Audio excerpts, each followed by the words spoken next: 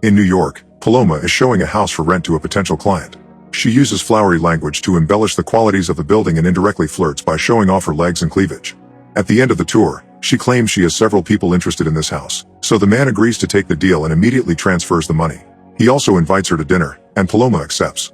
She explains that the previous owners will be picking up a few remaining things in the afternoon, so they can meet here tonight after they're gone.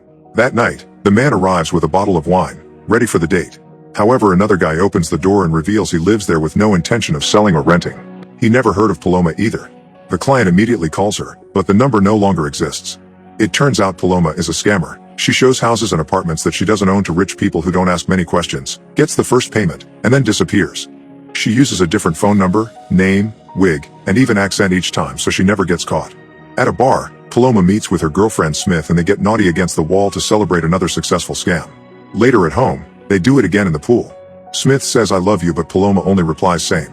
When Smith calls her out, Paloma explains that only people who need to fill a void in their lives need those words and the two of them are above that. In the morning, Paloma checks her email and finds a message from Daisy Buchanan, which is a character from a famous novel. The IP address is the One Police Plaza, but Paloma thinks the cops would have hidden their IP and it's just someone phishing. Smith is scared and wants to leave since something similar happened to them in Baltimore, so Paloma reminds her that it had only been a blurry image on social media. It inspired a report on TV, but nothing came out of it. Paloma replies to the email saying that the house they're looking for has already been taken, and hides her address using a VPN. Since Smith is still nervous, Paloma offers an idea for a game. They'll choose each other's targets and whoever closes the sale first chooses where they'll go next. Smith agrees to participate. Later, the couple goes to the bookstore to check novels for inspiration for their next fake names. They also keep looking at ads for available houses that they can use. There's a house for rent that belongs to Robert, a neurosurgeon who is making great advances in his field. He's so good at his job that people from all over the world come to see him. The couple thinks he'll be a great target. At the hospital, Robert finishes an extremely hard surgery on a patient's brain. Afterward, he has a chat with his boss Bradshaw, who thinks Robert does miracles. They discuss the matter of neurotransplantation, which Robert has achieved on animals. He wants to try on humans but hasn't gotten government approval yet. Bradshaw promises he'll fight for him. In the evening, Robert meets with Paloma, who pretends to be interested in renting his old house. Something peculiar about this place is that the servants' quarters were bricked up after it was discovered they were built over a cholera pit. Robert shares that he used to live here with his dead wife Rebecca, whose parents live a few houses down the street. When they shake hands to close the deal, Robert's wedding ring accidentally scratches Paloma's hand. He apologizes as he explains that the ring got mangled in the garbage disposal. Then he takes care of the wound and gives her the paperwork with everything she needs, like Wi-Fi password and alarm codes. In her new room, Paloma calls Smith to share her progress. She's already made a copy of the keys and disabled the cameras with the password Robert gave her, so now she only needs to find the potential clients. Paloma doesn't know that Robert is keeping an eye on the cameras and notices that she's turning them off. Sometime later, Paloma invites a bunch of clients to see the house, but none of them are interested enough to close the deal. In the evening, a client named Tad arrives and Paloma thinks she's finally making progress.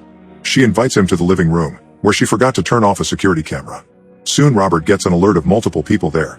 Tad gets too handsy and Paloma turns him down as she steps away from him.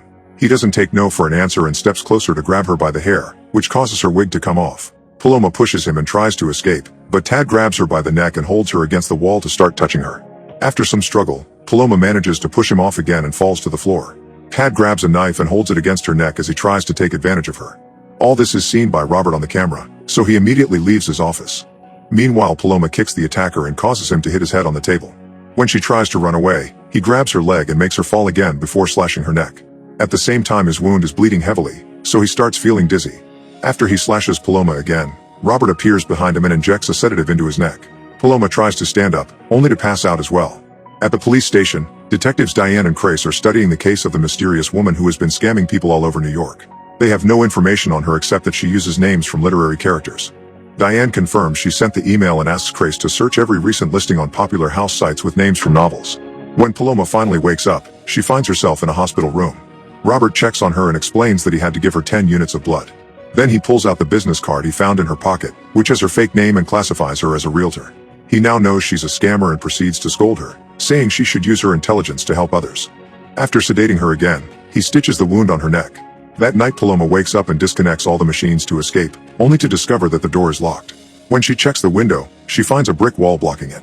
She yells at the security camera and pounds on the door to no avail. Then she takes her hairpin and a needle to pick the lock, which finally allows her to leave the room. In the corridor, she realizes she isn't in the hospital. She's in the house's secret room. A door suddenly slams and Paloma is startled by a dog barking. Suddenly Lenny appears behind her and captures her. Meanwhile, Smith finishes her sale and sends Paloma a message. At the same time, Robert is removing the bloodstained carpet and finds Paloma's phone and keys. He decides to hide the carpet in Paloma's car. Sometime later, a cop goes around the neighborhood with a picture of Tad, asking the neighbors if they've seen him. His wife reported him missing and his phone puts him in this area as his last location. Robert says he doesn't recognize him, but when the cop asks about any strange happenings in the area, Robert tells him about a car blocking a hydrant. He had it towed, so he tells the officer the company he called. While Robert watches old videos of Rebecca, Paloma wakes up in a cell to discover she's been chained to the floor. She desperately yells for help to no avail. Soon Robert brings her food and medicine, so she yells at him and tries to attack, but he just steps out of reach. Robert threatens to call the cops and Paloma actually wants him to do that, willing to admit her crimes if it gets Robert and Tad too. Robert leaves after telling her to eat, so Paloma throws the tray in fury before Lenny appears again. In the evening, Robert reveals he's used Paloma's DNA to find out more about her. He's got her full name and knows that her family died in a car accident 3 years ago. Meanwhile at the bar, Smith waits for Paloma and starts to worry about her absence. When Zach tries hitting on her, she sends him away. At that moment, Robert replies to her text pretending to be Paloma. Smith happily sends her an "I love you" and Robert replies "I love you too," causing Smith to get suspicious. She goes back to Zach and this time agrees to leave with him. Later, Paloma needs to pee, so Lenny handcuffs her to himself and takes her to a toilet outside her cell, where she's forced to do it in front of him. Paloma notices a scar on his head and tries to chat with him, but he doesn't answer. When Lenny takes her back, Robert changes the handcuffs for the chain and Paloma tries to use the chance to attack, but Lenny immediately overpowers her. She asks about Lenny, so Robert shares that he used to be a nurse at his hospital. 6 months ago, a drunk driver hit him and Lenny was left in a vegetative state, but the driver only got a suspended license. If Robert hadn't operated on him, Lenny would have spent all his life in bed connected to a machine. However, Paloma thinks that being an empty man isn't a life either. Robert leaves after turning off all the lights and Paloma starts playing with the drain cover until she manages to remove it. On the street, Smith arrives with Zach. She tells him that Robert is her best friend's abusive boyfriend and he's beaten them both up. Now she's afraid that her friend may have been locked up, so Zach grabs his gun and agrees to help. Robert opens the door when he hears knocking and Zach immediately pushes him to get inside. He searches every room and starts throwing things around, including a picture of Rebecca. When he insults her, Robert snaps and breaks a record so he can use a shard to slash Zach's neck, instantly killing him. Outside, Smith sees the lights being turned off and gets out of the car. Following the house blueprints, she walks to the back to look for a side entrance, unaware that there's a camera that immediately alerts Robert. While he grabs a knife, Smith finds a strange indent in the wall and tries to pull it open to no avail. Then she notices a keypad and remembers that Paloma told her the password, so she uses it to finally open the hidden door. With a gun in hand, she goes inside. Soon Robert follows her. When Smith enters the hidden area, she's startled by a dog in a cage, which starts barking at her. The noise alerts Lenny, who rushes to get his dart gun. In the cell, Paloma uses the drain cover to remove a screw from the chain, which allows her to free herself. She sneaks around until she finds an office and grabs a knife before returning to her cell, where she pretends to still be chained up. She hears someone approaching her from behind and quickly jumps to stab that person, thinking it's Robert. However, it's actually Smith, who collapses in her girlfriend's arms. Then Robert also enters the cell and Paloma begs for his help. He covers Smith's wound with his hand and asks her to stay still, but she's bleeding heavily. Paloma notices Smith's gun on the floor, but before she could grab it, Lenny appears and shoots her with a tranquilizer. She apologizes to Smith before passing out. Afterward, Robert goes to the living room to drink wine and watch a video of Rebecca doing a presentation on neurotransplantation for potential investors. Suddenly, Robert starts hallucinating that the Rebecca on the screen is talking to him and then appears in the room. She says that he's been given a golden opportunity to finish his experiments and that he has to do it for us.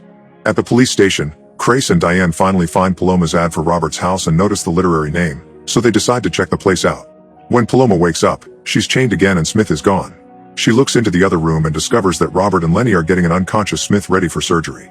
To her shock, they also have Tad, who has been kept alive on purpose. Robert plans to do a brain transplant and ignores Paloma when she calls him a monster. Paloma watches in horror how Robert cuts Smith's head open and she has to cover her ears when he starts using the drill. She starts having a breakdown that causes her to hallucinate Smith telling her she loves her. Paloma tries reaching for her, however the hallucination disappears when Robert removes a piece from Smith's brain and she dies.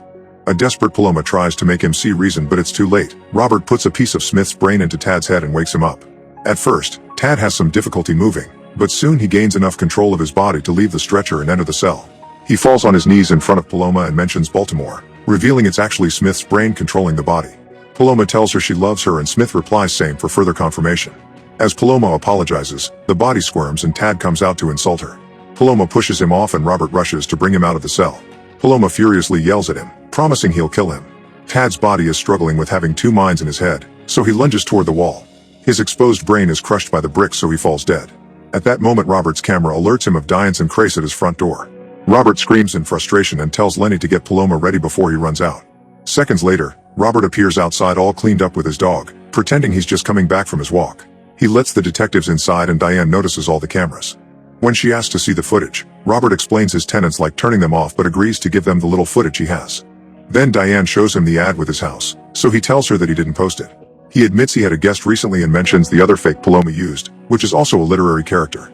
Diane finds it suspicious that a surgeon with his amazing salary wants to rent his house, but since he's doing nothing illegal, Crace points out they can't bother him anymore, so they leave. When Robert looks in the mirror, he finds Rebecca telling him that he may not be able to do this alone. Robert screams in frustration again before calling Bradshaw. On the street, Diane tells Crace all the weird things she noticed in the house. No water bowl for the dog, carpet tape on the floor but no carpet, and a small spot on the wall with new paint. Not to mention that 2 literary names in the same house in the same week can't be a coincidence. Unfortunately, Crace reminds her they still don't have enough to do anything to him. In the lab, Lenny is shaving Paloma's hair while she keeps talking about family and love, saying that the real Lenny must still be in that body. When he takes her back to the cell, she tells him they should escape together. Lenny drags her to the surgery area to grab Smith's gun and give Paloma the handcuffs keys. After quickly taking the cuffs off, Paloma gives Smith's body a goodbye kiss and takes her ring. At that moment, Lenny uses the gun to self-delete. Hearing this, Robert rushes to recapture Paloma and sedates her before throwing her in the back of his van. Sometime later, Paloma wakes up strapped to a stretcher with a video of Rebecca playing on the wall and classical music on the speakers. Robert says that these are to stimulate the recipient before the transplant.